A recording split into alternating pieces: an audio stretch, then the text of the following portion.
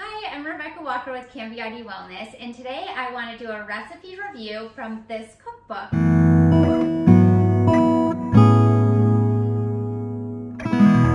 So this is called the Keto Reset Instant Pot Cookbook, and while a lot of the recipes aren't CambiatiClean, it was helpful for inspiration. So one of the things about this cookbook is that it does have a lot of dairy and other things in it. So if you're talented with substitutions, do that. If you aren't really looking for things that you have to make substitutions for, then I wouldn't recommend this book if you're trying to eat CambiatiClean.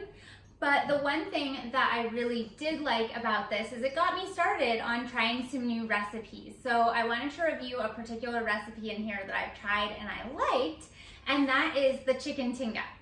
So the chicken tinga recipe can be made with either chicken thighs or chicken breast.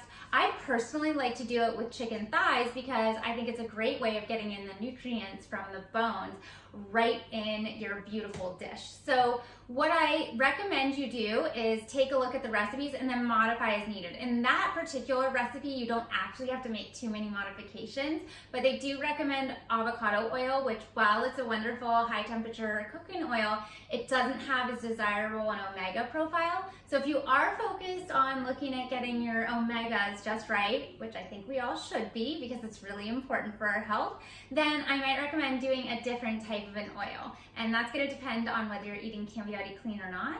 If you are, then I'm going to recommend that you use a really lovely coconut oil. Now the thing I love about this particular recipe was that it was so simple and easy. It's a set it and forget it. And you don't have to do any browning or things like that ahead of time for it to be really flavorful and very delicious. So I loved it because it's got tomatoes and onions and cumin and garlic and all those beautiful ingredients.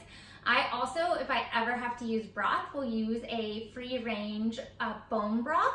It adds a lot of flavor and gets all the nutrients and collagen in there. So it's a fantastic way of packing nutrients in. One of the other things that I often do with recipes is I sneak some extra greens in there. So these recipes often don't have enough of the vegetable, but it's really easy to add in. So kale is really simple to add in. You can just rough cut it and then add it to a lot of your dishes.